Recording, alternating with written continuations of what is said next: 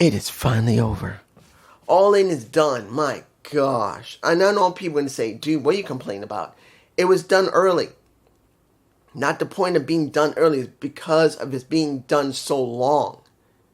They could have cut this down or left some of it for Dynamite.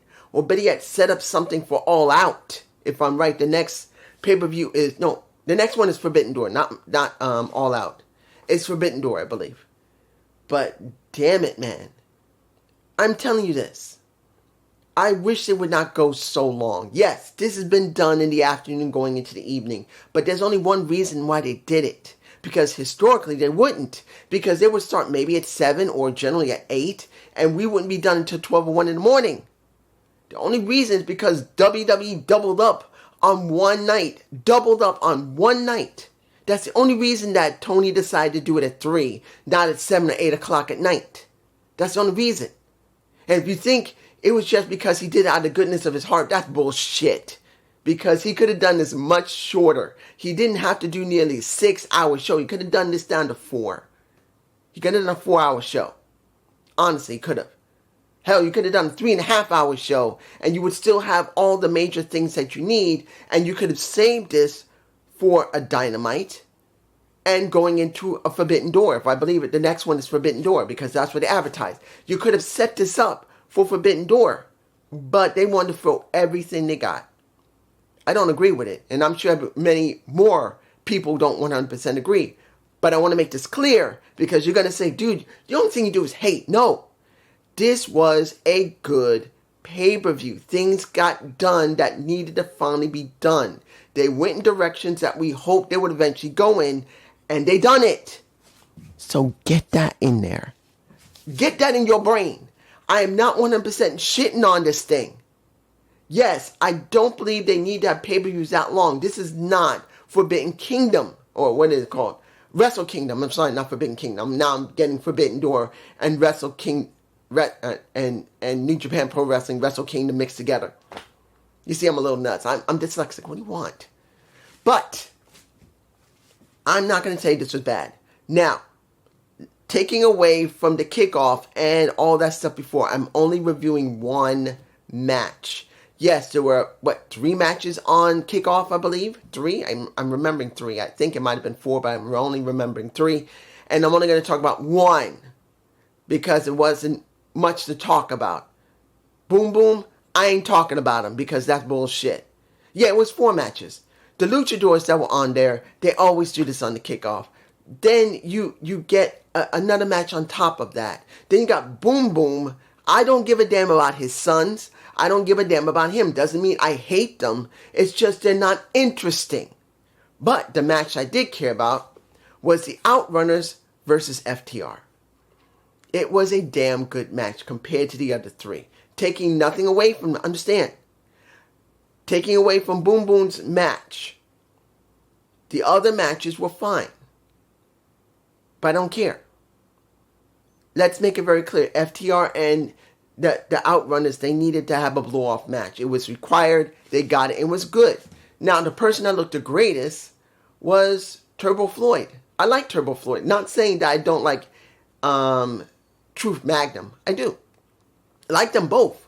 The major problem is Tony doesn't show them on Dynamite enough.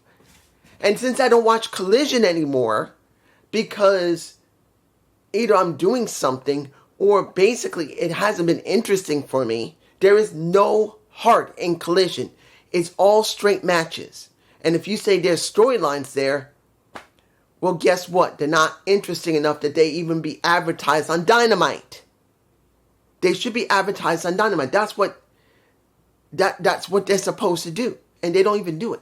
So, moving on. The FTR won. Fine.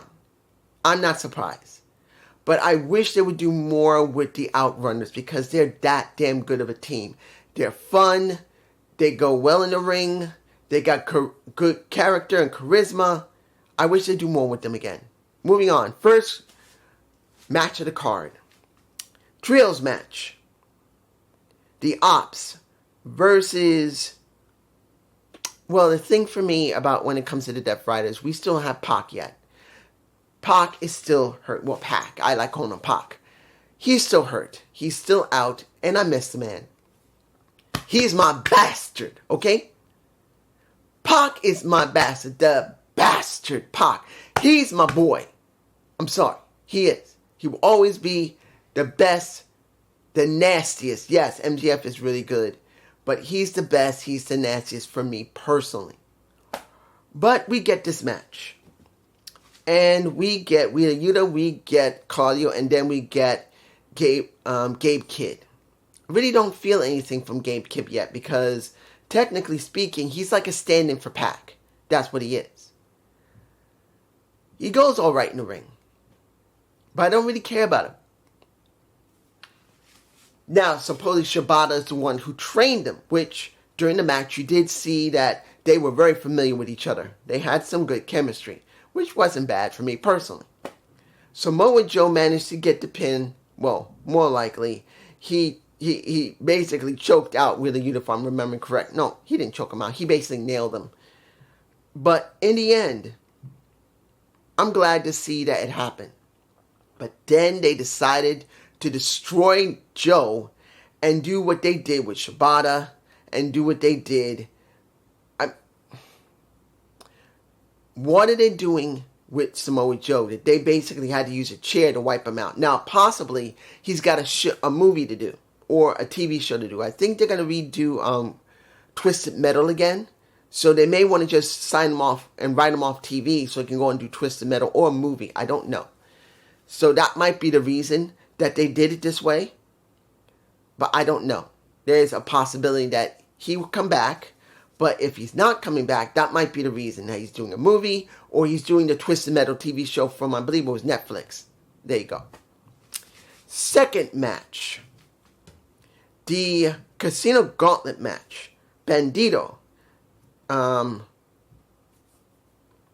me give it to you like this. All the people that you expect to be in here were here. You got... let me give it to you like this. Did I care about Mystico? No. Particularly that Mystico was very sloppy in the ring. In fact, if you watch the match, a lot of the spots were sloppy. A lot of those spots were sloppy. Whereas it's still good, yes. But Mystico, woo! He was sloppy. And in certain points, he just laid on the ground and did nothing. Now, mind you, that happens with a lot of wrestlers because this was a big smash. This was a battle royal. No, not battle royal. A Royal Rumble style of battle royal. Where they could have everybody in the ring or not. But one person needs to be pinned and it's done. But when you look at Mystico, he barely was in the ring. He did his part when he was in there for a little bit. Then he was outside just laying there. And then when he finally came back into the ring, he was only in there for a certain amount of time. And then he was out again. It was like he just didn't want to get hurt. Now, Bandito did a good job. And he'd already done a match at Supercard of Honor, I believe. I didn't get a chance to watch it. It was too much to watch. And I didn't want to overload myself. So that's the reason. I know you're going to say, dude, why didn't you watch Supercard of Honor? It would be nice to do a review of it. How would I do a review of Supercard of Honor and then have to do this one here? And then, if I can, try to catch at least the part of Saturday Night's Main Event just to see Goldberg's last match. Because I'm not reviewing Saturday Night's Main Event. I'm going to see Goldberg's last match. That's it. That's what I was considering doing before All In was coming. But that is a lot, and I'm the type of person, if I do something too much, I can burn myself out. Luckily, I've never been burnt out in wrestling, but I don't want to be tired and then skip something, because I want to do Evolution tomorrow. So I didn't want to start going crazy, doing Supercard of Honor, then doing All In, then doing my thoughts on Goldberg's last match, and then wanting to see what happened in the Great American Bash, because I still want to do that tomorrow. No. That's too much. I don't even know what I'm going to do about Saturday Night's Main Event, because I may just catch the last match with Goldberg, but I am curious to see what else is there, but I'm trying not to go too far. But this had a lot of people in it. You got Josh Alexander came back. Juice Robinson was one of those who just recently came back, which was good to see Juice. He looked good. Bowens and Caster were in the match. Bowens looked like he might have hurt somebody accidentally. Caster, let's all clap for the greatest wrestler alive. Really? When are they going to drop this? I don't know if it's you or me. I'm not getting it.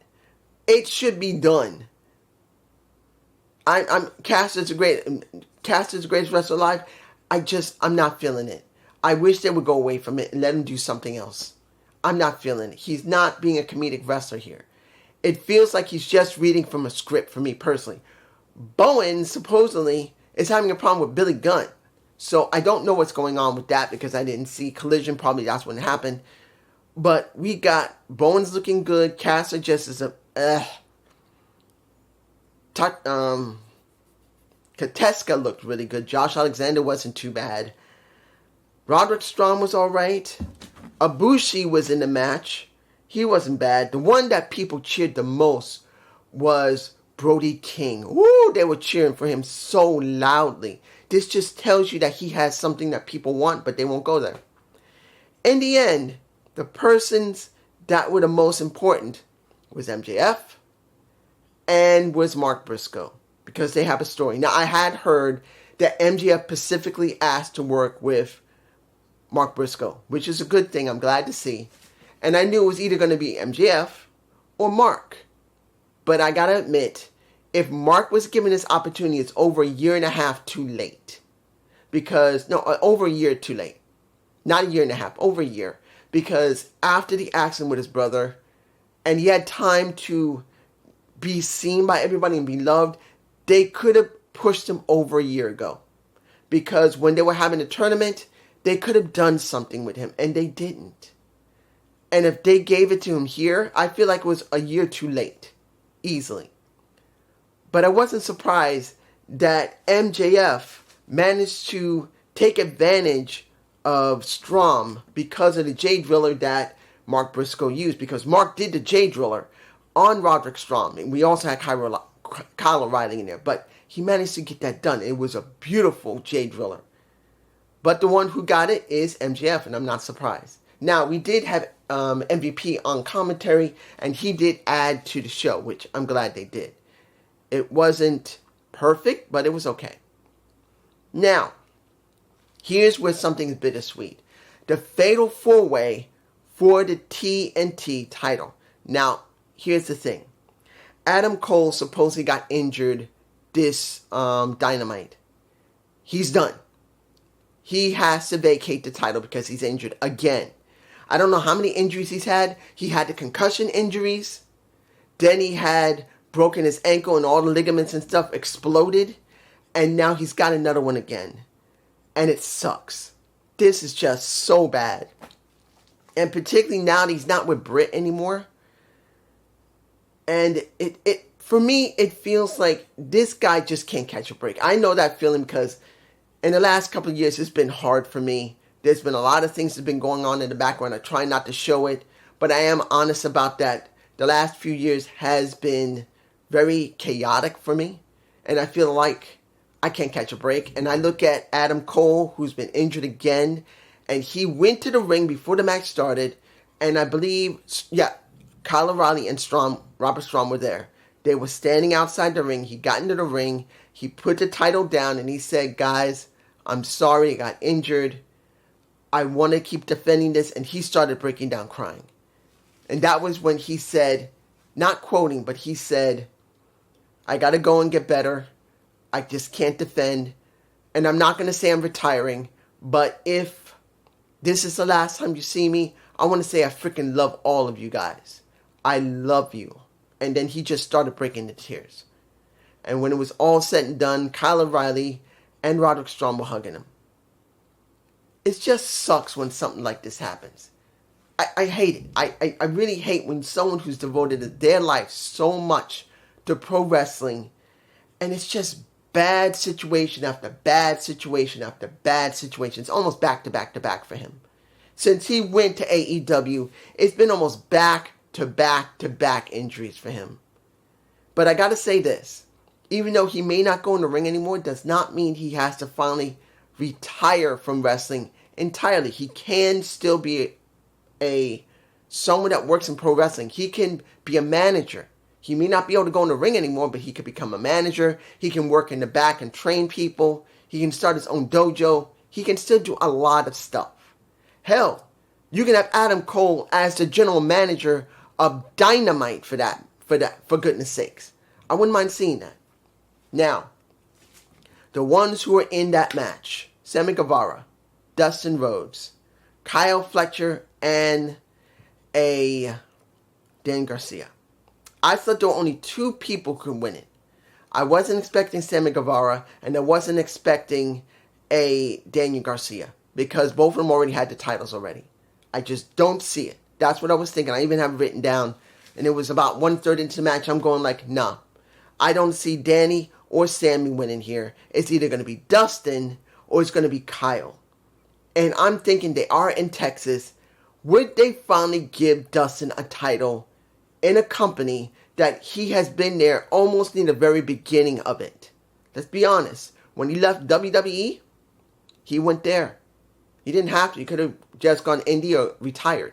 But he chose to work with his brother, and he was working with that company all these years. He's been there like 5.5 years. He's been there almost near the very beginnings of the company's existence. And I thought, if Kyle Fletcher's not getting it, they are in Texas, they're giving it to him. I was right. And you saw him just burst into tears. No different than an Adam Cole. But this time it was because he was so happy.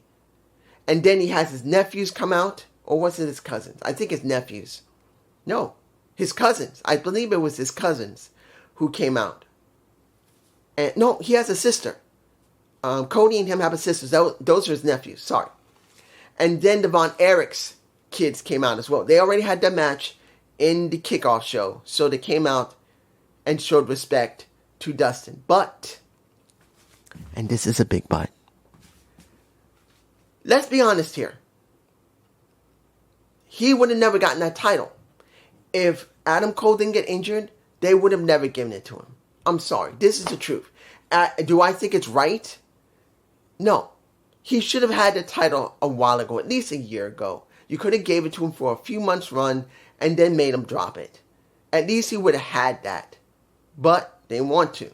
But due to the fact that Adam got injured, that's the reason why we got it here. And it kind of feels bittersweet to me personally, because next to Adam Cole being injured, I don't want to see him out. I don't want to see anybody injured. But in this situation, when you look at Dustin, he deserved better. He should have gotten this title a while ago and not have to do it because Adam Cole is injured.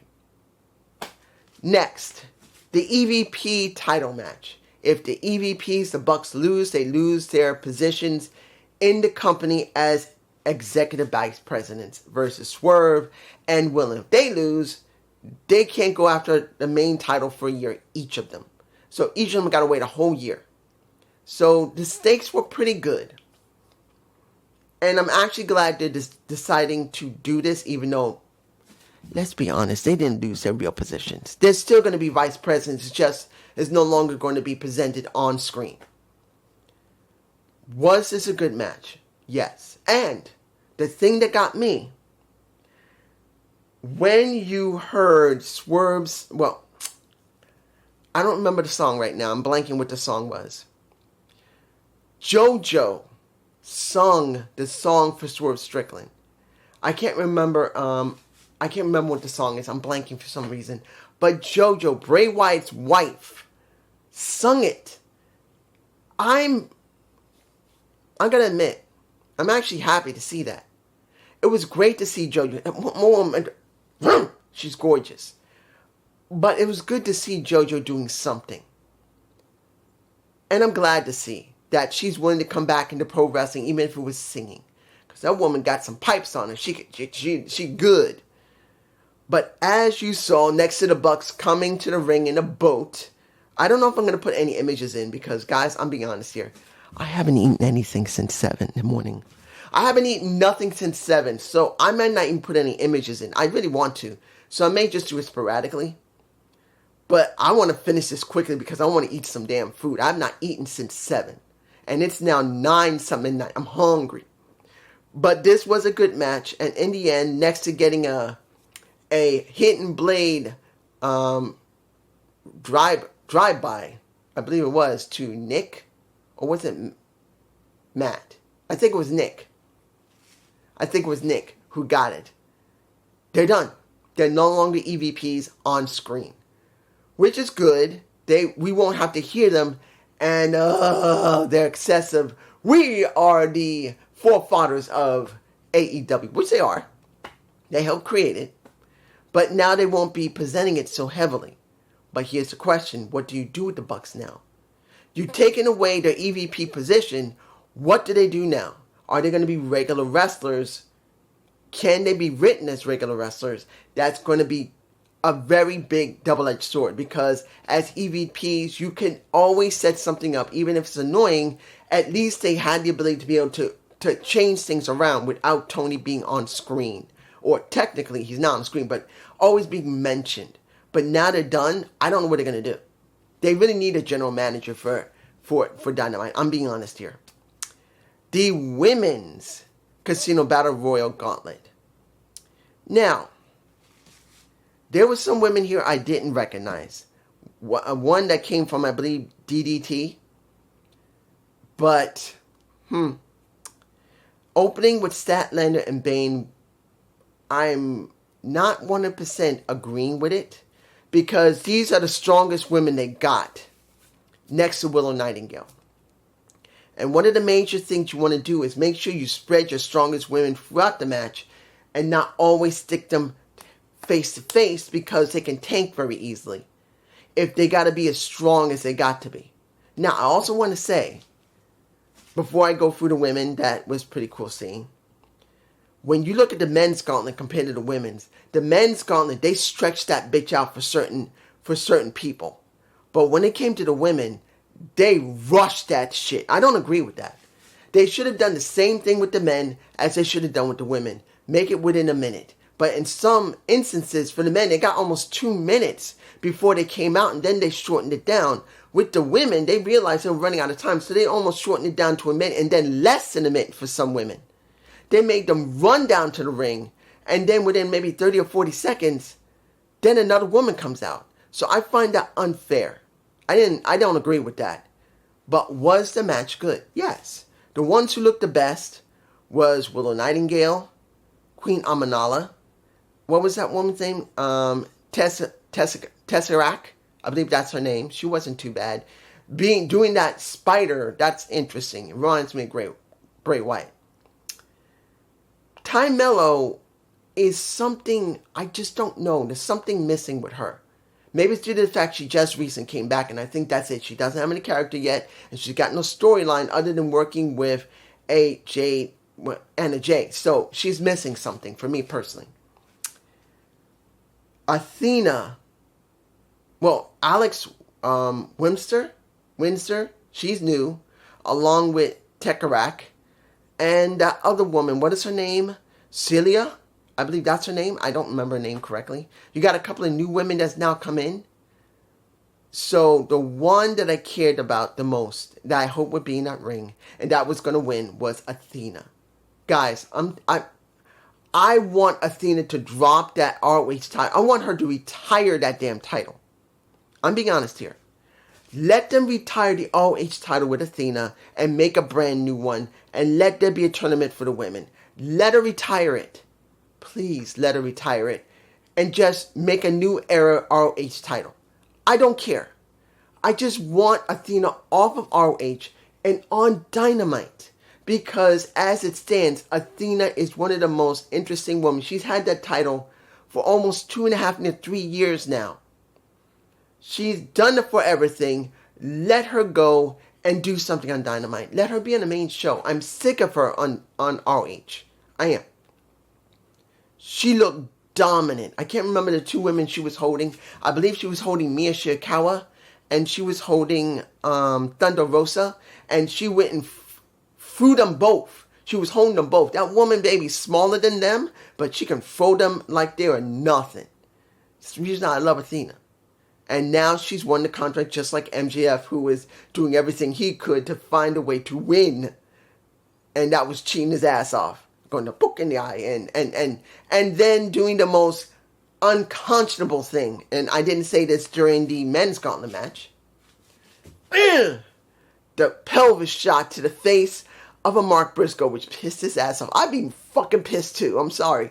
If you pelvis shot me in the face with your dick, I'm going to rip your face off and feed it to your ass. So I'm liking what MJF is doing.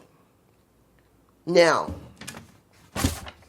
let's get to this part. The three-way for the tag championships. Hurt Syndicate versus the Patriarchy versus Jet Speed. I did not expect this. Now, the match was generally fine. It wasn't a bad match. I did like it. But let's make this very, very, very, very, very, very, very clear. The most important things was two things. One, Hurt Syndicate is facing FTR because they want commentary. And you can see a little bit of Bobby Lashley screwing with them both, pissing them off and pie-facing, I believe. He pie-faced Cash Wheeler first. And then he also I think, Dax into Cash. And then Cash got pie-faced. That's setting up for their match, finally. Well, hopefully. But then, here's the thing. The Hurt Syndicate, I was not surprised they retained. I'm telling you now, they're not dropping those titles for a while. Not until MJF gets that title, and it's time to see Bobby Lashley get that title. Or maybe Shelton Benjamin. One of the two. But one of them is going to go after the title against MJF. It's going to happen. But here's the thing. When the match is over, the Patriarchy was in the ring, and it was, who was it? It was Christian who had to eat the pin. You saw MJF. FTR. I'm getting the abbreviation mixed up. FTR jumps onto the ring skirt just before the match happened, messed around, and basically screwed up a Christian. And they're about to start throwing hands. Christian is trying to stop Kip as well as his son Nick from doing anything. And he says, forget them, let's just leave. But then Nick grabs a Christian and basically kill switches his ass. He kill switches Christian.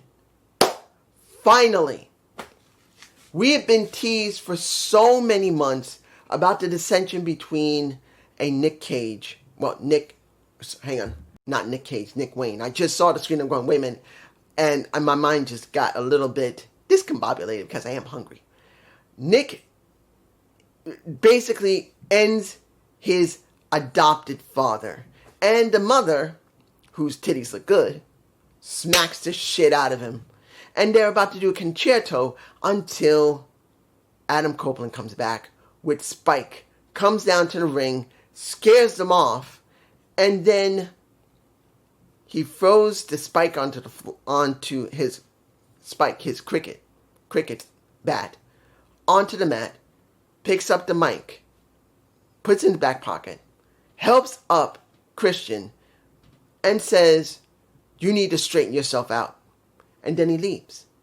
So it's begun. Adam Copeland and Christian are going to finally come together as a tag team. Now, I don't believe it's going to be done in a few weeks or a few months. It's going to be a while. I don't believe they're going to rush it. Because this is about what Christian and what Adam wants. They want to make this a special story between each other. That he came in because he wanted to end his career with Christian, his best friend. He loves him as family. I mean, honestly, they're not even friends. They're family. The only thing is they don't have the same blood. They will spend the rest of each other's lives. If Adam retires next year with Christian, let's say they both retire together, they will spend the rest of their lives being at each other's side. If one dies, the other one's going to be there, not only at the hospital, but at the funeral. That is how close they are. So The road to becoming friends again has begun.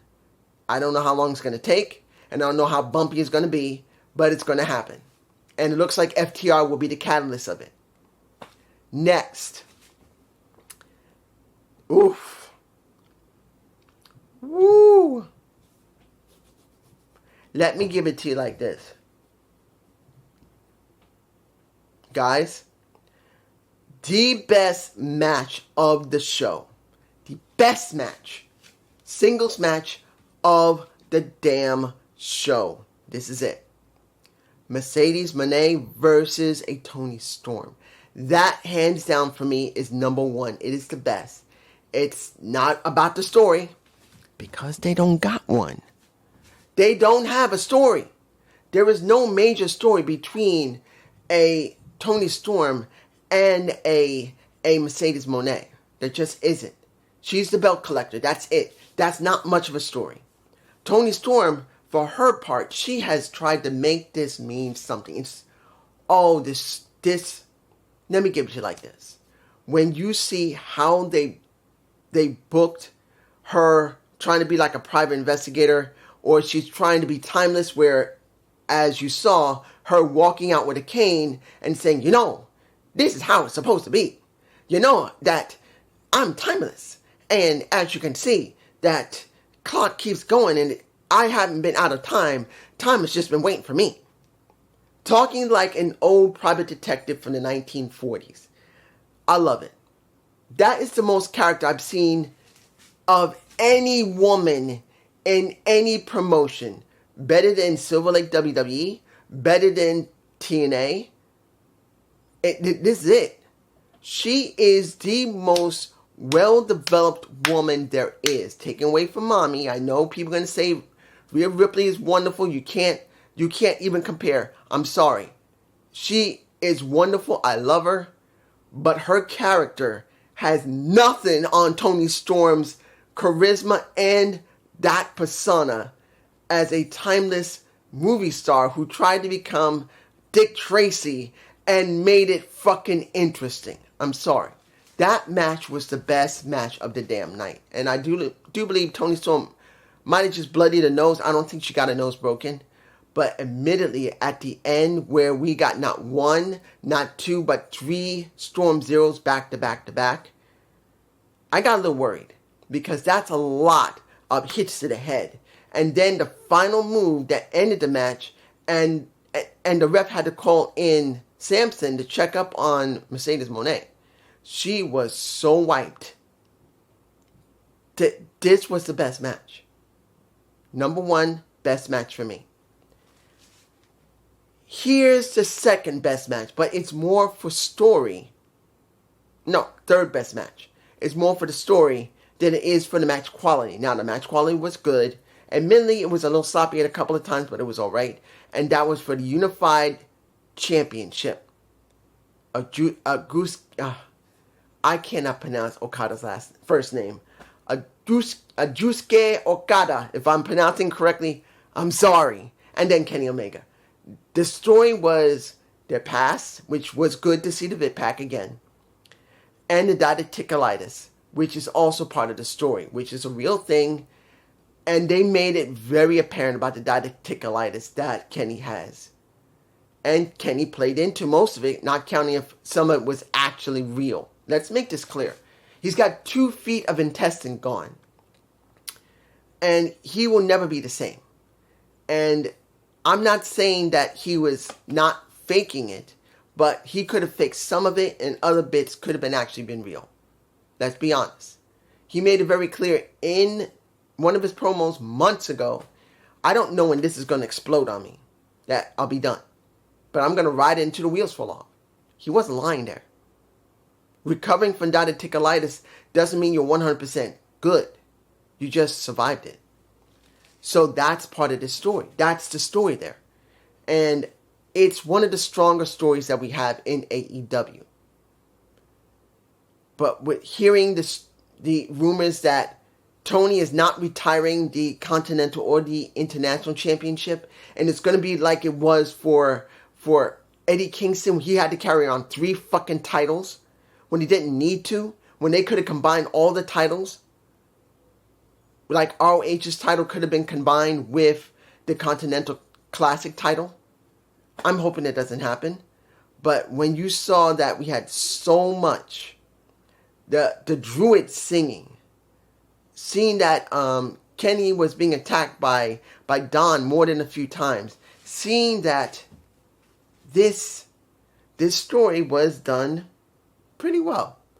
And now Okada has the title, not a Kenny Omega, which many people thought he was going to do. Even I thought. But now Okada has it. But here's the thing. Okada has been champion multiple times. And even though the match was good and the story wasn't too bad, how long do you actually keep him with a title? This unified championship needs to be given to someone as a rub. And the question's going to be, is that going to happen now? He is the champion. Is Kenny going to go after it again now that it's a unified title? Is it going to be someone else? I don't know. But sooner or later, they got to take a title off of Okada. He can't just keep carrying a title like he did in New Japan. It's not going to work eventually. He's got to go down and then come back up. Eventually, he's got to go from being a dick of a heel and then turn face eventually. Because we're going to want him. Okay. Final match. If I'm forgetting anything. Oh, we got a cup. I almost forgot. I believe I got the shot. It's in my face. We got a couple of kisses between the two women. And we got a eating of the taco by Toni Storm to a Mercedes Moné. Oh, yeah, she did that. That's one of the reasons why this is the best match of the night for me. They did a couple of kisses towards each other, but seeing that Toni Storm decided, and it looked like a tombstone pile driver, nope. She's just going, and you see Mercedes going, ah! Oh, sweet. Last match, Texas Death. Supposedly, it's like a last man standing match. Or is it a last man standing match? A Hangman Adam Page. A Moxley. Everyone was thinking if Moxley does not drop this title, they're done. I thought the same thing. I've said it myself. Moxley must drop that damn title. It cannot be held until Darby Allin comes back. Look, Darby decided after getting hit by a bus and then deciding to go away, train for Mount Everest, and did it and then came back and then was crazy enough to do some stunts where he got injured.